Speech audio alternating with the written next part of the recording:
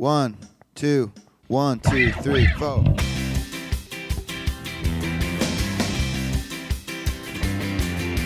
Hi, folks. Welcome to the Sales Hacker Podcast. We've got a great episode. This is the final episode in our Yacht Day episodes. The first one, we interviewed Brad Sraluga from Primary Venture Partners. This time, I'm interviewing Amit Bendov, the founder and CEO of Gong.io. We love Gong for a bunch of different reasons. Most notably, they were a sponsor for the Sales Hacker Podcast. But also, Amit comes from a sales background. So when he talks about building the sales engagement platform and for building a platform to help all of us become more productive, it really, really resonates. So this is an interview that we did once again on a boat in the middle of the Hudson River. I hope you enjoy it. The second thing I want to say is thanks so much to this month's sponsor. This month's sponsor is Outreach, the leading sales engagement platform. They triple the productivity of sales teams and empower them to drive predictable and measurable revenue growth by prioritizing the right activities and scaling customer engagements with intelligent automation. Outreach makes customer-facing teams more effective and improves visibility into what really drives results. Thousands of customers, including Cloudera, Glassdoor, Pandora, Zillow, all rely on Outreach to deliver higher revenue per sales rep. So thanks for listening, and let's listen to Amit's interview on a boat. Thank you.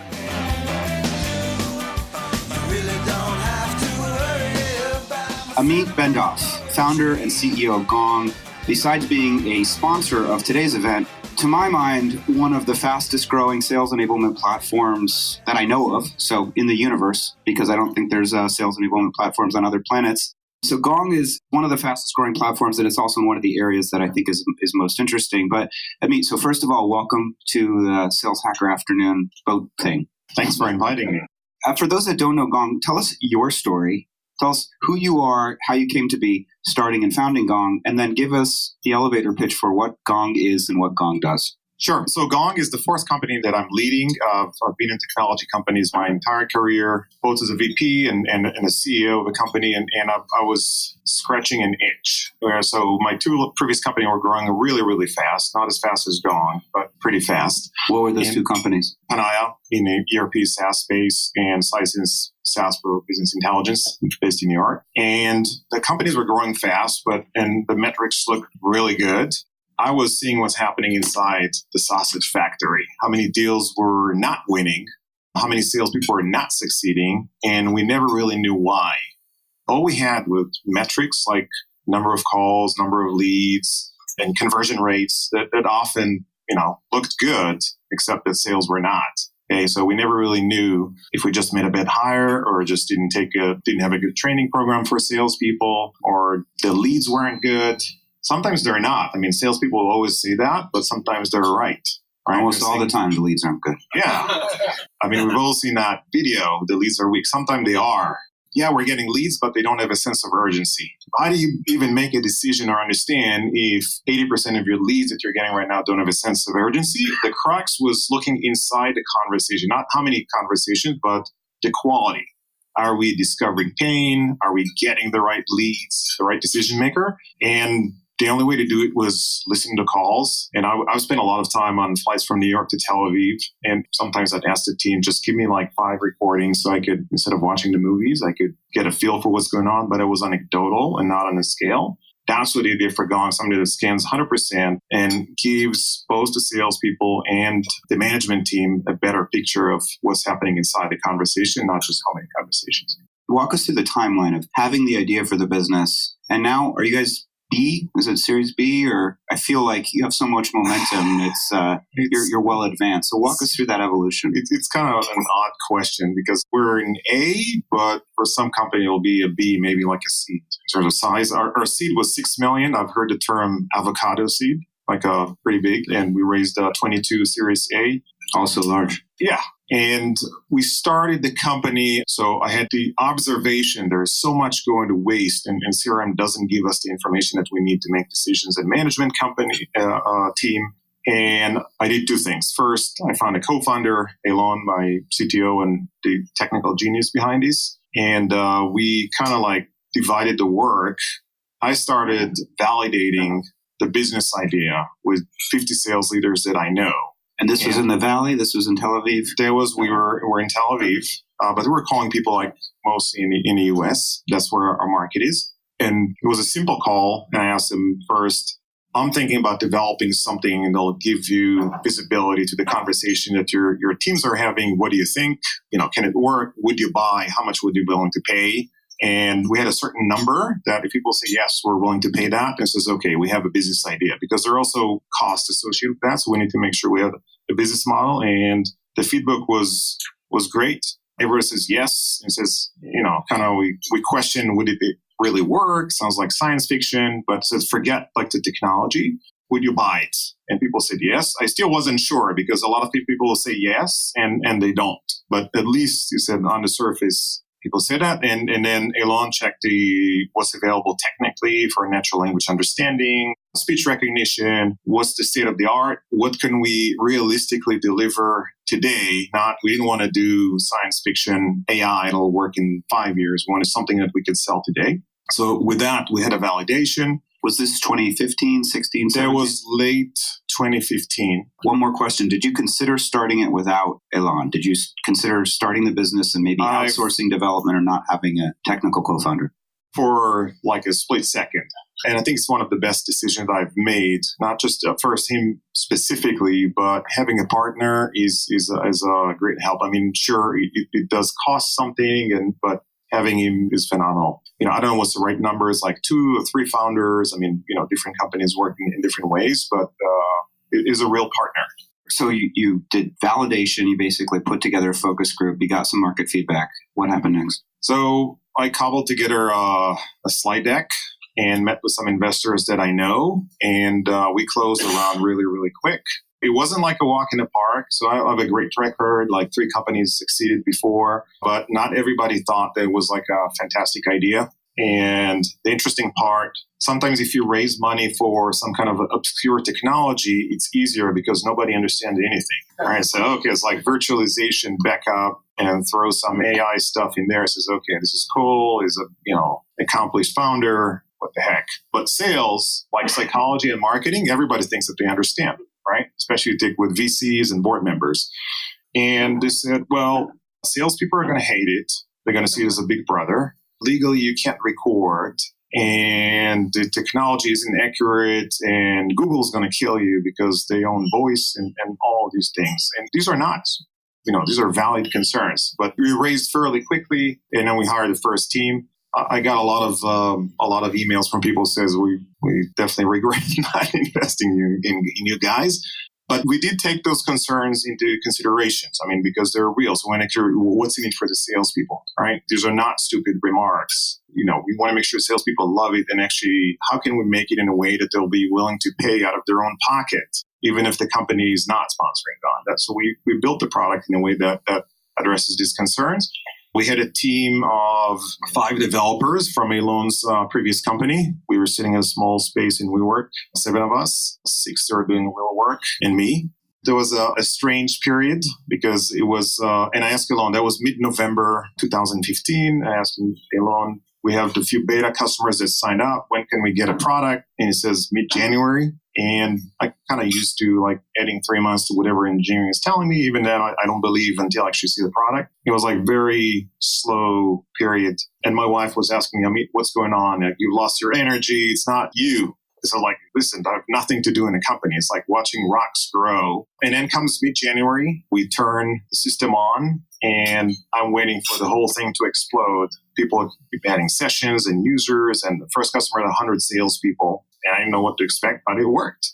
So that was a pretty good event. How did you approach pricing? You basically have just released the product. You're talking about customers, assuming they're paying something. How do you think about getting to your target average deal size? Great question. So when I did the initial focus group, I asked them how much would you be willing to pay? And there are 2 ways to charge. So we either by the number of calls, which would first make sure that we are always profitable and have margins, so based on usage. And the other ones is all you can eat per user, just kind of like what people know. It's like, and most people say, okay, we're willing to pay like half of Salesforce, right? Where we didn't like that pigeonholing, but we decided we're going to start with that pricing because we want to make it easy for people to make the decision, even if it's not an optimal pricing structure. Just make it simple, easy, and we don't want to have risk in many different vectors. We just want to choose one, which is the product and not the pricing. We do have costs. So processing speech and recording videos does have more than the traditional SaaS. It is something that we're very mindful and conscious.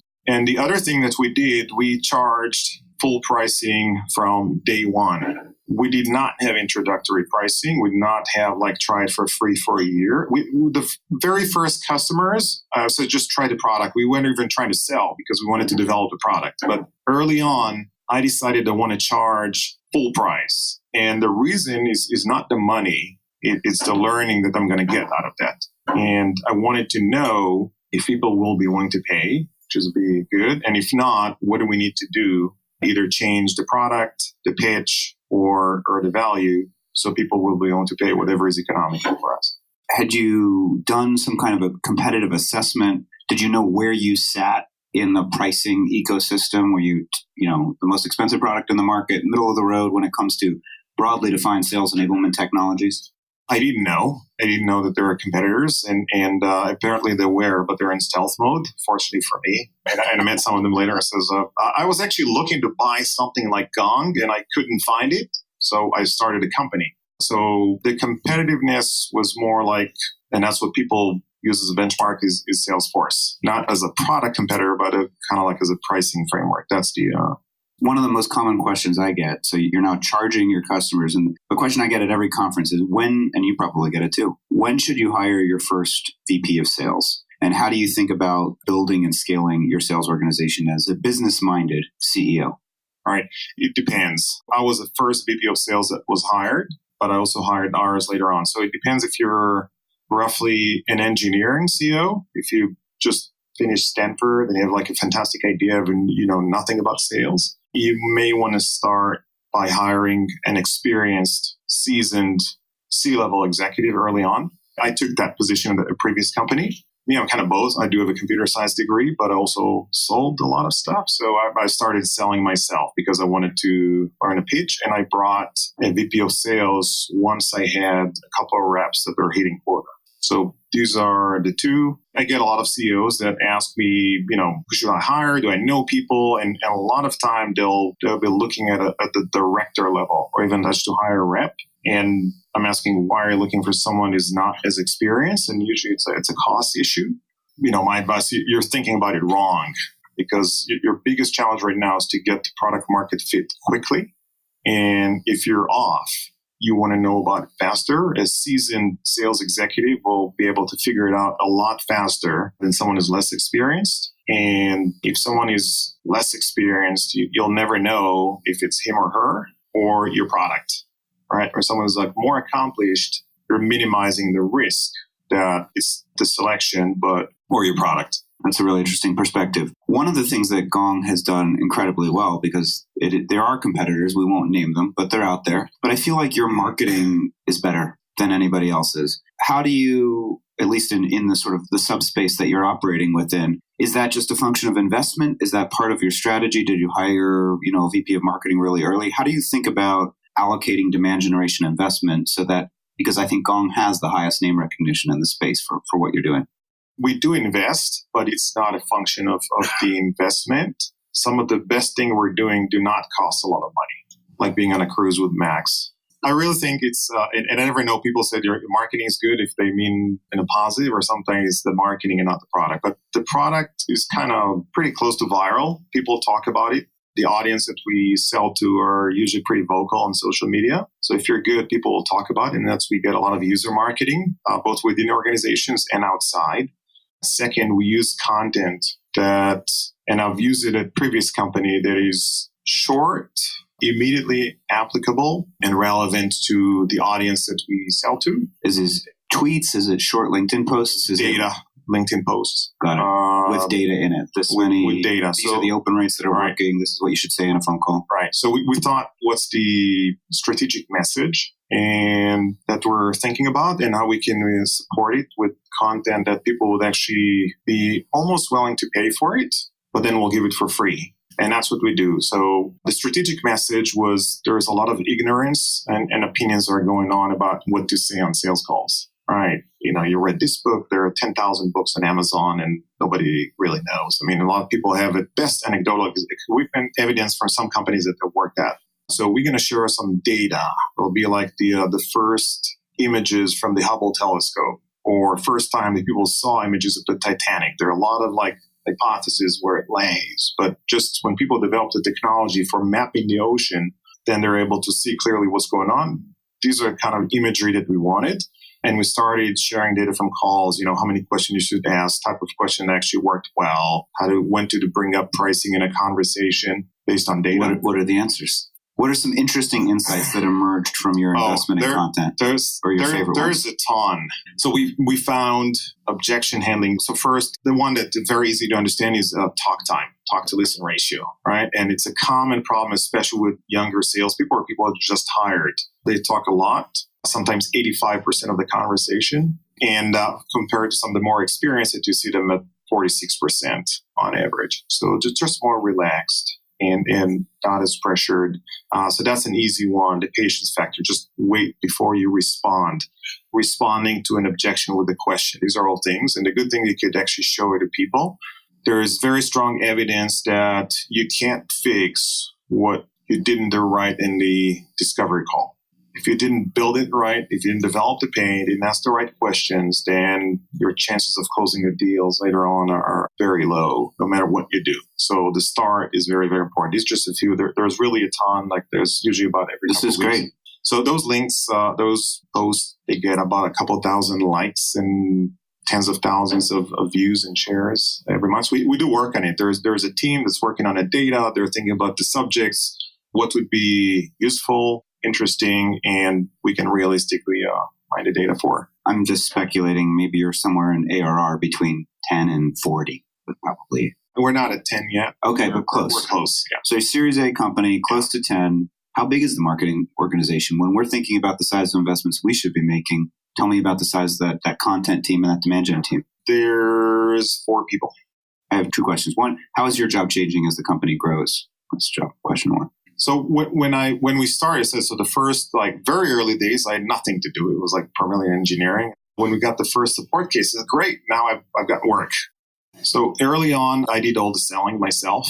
I was getting people. I didn't even have an SDR. I was getting people scheduling demos, and they were going directly to my calendar, and I was doing them day in, day out, having a blast, practicing the pitch, learning what to do. Then I hired a couple of reps. I was acting VP of sales. Elon, my partner, focused more on the R&D team and the product. Today, I'm blessed to have an executive team that's doing the majority of the operational work. I'm still involved mainly with the product direction, some of the strategic accounts that we're working on. Think about the future competitive strategy and market strategy of the company, and managing the management team, business development, and hiring. I still interview every new hire that we're making in the company, and my rule is usually until we're 120 people.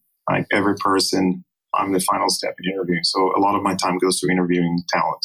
That's a great rule. It's great that you have a framework for it. Last question, and then I think we have probably room for 3 or 4 questions, and I'll pass the microphone around to anybody that wants to ask one. My question is, there's a lot of sales leaders in the room, and sales leadership, I think, has, speaking from personal experience, high turnover. So as you've got sales leaders in the room that are aspiring to be your partner from not just 0 to 10, but 0 to 100, what are the qualities of a sales executive that you think will help he or she scale to the point at which, all of our equity is very, very valuable? I think these are the 2 words, sales executive. So first, executive. And I always look at any executive hire as another mind around the table, the management team, just to add more than it's not just the quarterly numbers. And if you want to hit it big, you got to think long term. What's the right thing to do in the interest of the company? And sometimes it's very easy to get caught in the quarterly numbers. And again, I treat them very, very seriously, and they're important,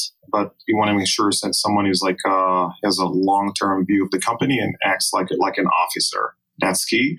Second is the importance of long-term planning, especially in hyper-growth company. People don't realize how fast things change, and you got to shift gears. It's like a car with if you don't shift early enough, then you don't understand that the game has changed. It's too late by the time you recognize it. So we're already building plans, okay, what the mid-level management tier is going to be like mid next year, because you can't, it's hard to just parachute.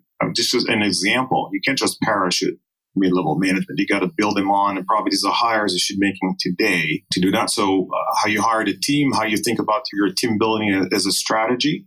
I probably don't need to know. Most people know that you're not the superhero sales guys. I mean, most VP sales are probably better salespeople than anyone else, but that's not why you're hired. It's still great to have. And if you aren't, it might be hard to be a great sales leader, but that's not what you're hired to do. You're hired to build a team and win a market. The third thing that I like to see is also have a little bit of economical understanding. And this ties back to the first point, being part of the executive team. It's one thing, and our motto is growth at all cost within reason. Okay? Kind of like contradiction in terms. So you can hire the most expensive AEs, but he's or she's incredible, right? But what about their quota? Is it like proportional, right? So things like CAC and commissions, they're important. They're not very important in the very early days, but when the number starts to grow, it becomes increasingly important where you hire, who you hire, and sometimes the first hires tend to set the tone and the norm, right? So you could hire, I'm going to hire 2 expensive salespeople early on. And it's always a tough question. And because I know they're going to hit their numbers, or if they don't, then nobody else will, right? But then you have not developed a skill to hire people that are more economical down the road. So that's an important thing about long term. Do you have a business model and not just the numbers? It's very helpful. Questions in the audience, though? I'm Rick Smolin from Greenhouse. When you think about Gong, generally, it's for account executives to maybe reflect on a conversation they had with a customer. It could be for leadership to do some coaching. One thing that I think people might not leverage as much, which could be really interesting, is what are some of the analytics across a team that you would recommend sales leaders look at? So when you're looking at the data holistically and not an individual call, where do you see customers getting the most value? Yeah, it's a great question. We used it early on to understand where we're stuck in the sales process, because you never know. It's just one thing, there's individual performance, there's performance as a company, right? Maybe what you're teaching the salespeople is wrong, or maybe not totally wrong, but not exactly the best strategy. How do you know? You could look at things that are like types of calls and conversion and present worse. So let's say is our win rate in competitive deals better than some of the others, or is it worse? Or types of competitors, what are messages? How are people positioning it? How are customers reacting? And by ability to reveal a large number of calls quickly, you're able to correct the story that you're training your salespeople to tell on calls. And second, you could see how the market is evolving. Some of the markets today are very, very dynamic. New competitors just come quickly and with new products. And if you're not on top, you're not analyzing the latest trending in your conversation, by the time you'll realize what's going on, it might be too late. So the conversation is the trenches. If this is a battlefield, it's where it all happens. And it's a fantastic data to mine. Hey, I'm Sloan Barber. I'm the VP of Sales for Hired. I have a pretty strong market segmentation, SMB, mid-market, enterprise, reps ranging from 2 years of experience up to 20, right?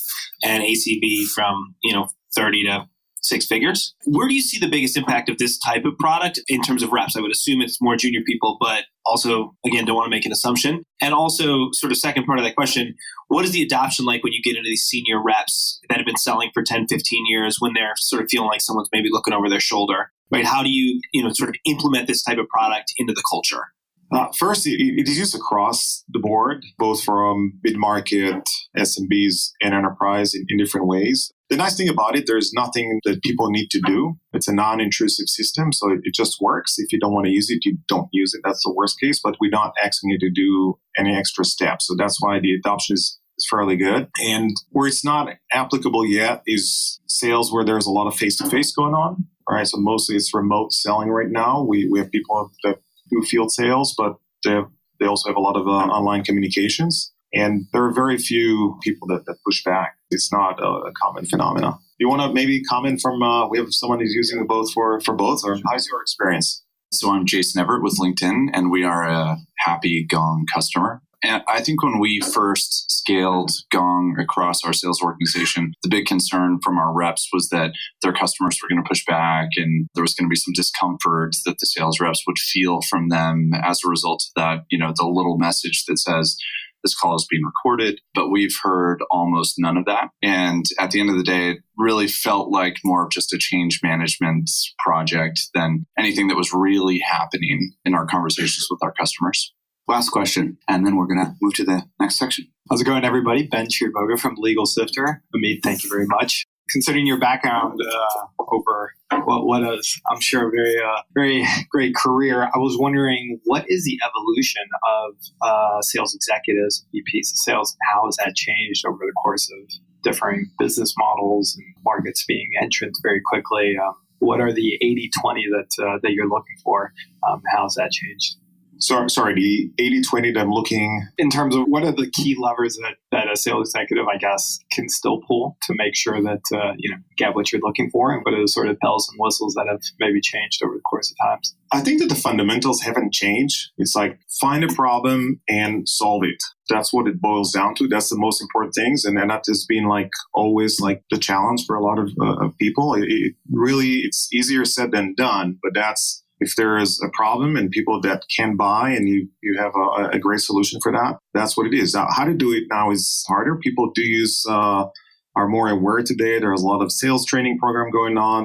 There are more books. There are more technology to help people do it. But the fundamentals, I think, are still the same. Think of yourself as a doctor, right? People come to you, ask questions. You try to diagnose the problem, see that it's something that you understand, that you can solve, and then work from there. Do you agree, Sam? Yeah, absolutely. I think it's sales is about listening and asking questions primarily. Thank you so much. My pleasure. Let's give Amit a round of applause.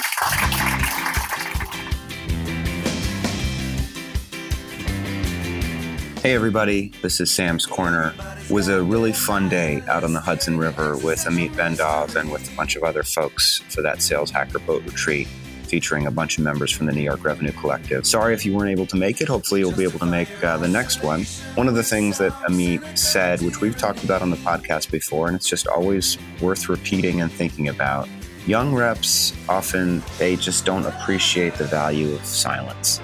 And, the research that Gong has done and other call recording platforms and call coaching platforms, they all teach us that when you are talking, they have the power, and when the prospect is talking, you have the power. Amit mentioned a 60-40 ratio, meaning the prospect is talking 60% of the time and you're talking 40% of the time.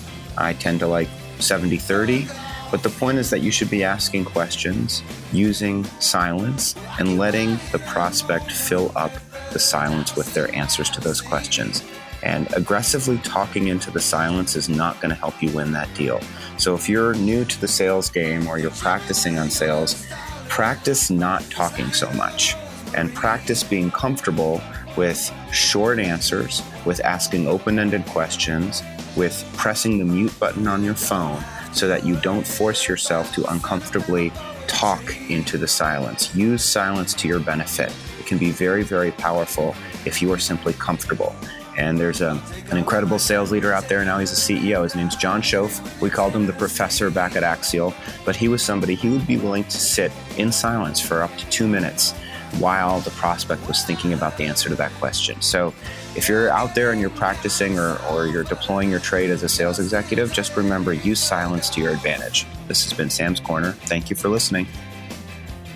To check out the show notes, see upcoming guests, and play more episodes from our incredible lineup of sales leaders, visit saleshacker.com/podcast. You can find us on iTunes or Google Play. And if you enjoyed this episode, please do share with your peers on LinkedIn, Twitter, or elsewhere. We always love it when we see people sharing content and telling their friends. We've been growing every month, so we're super excited about it. Thank you.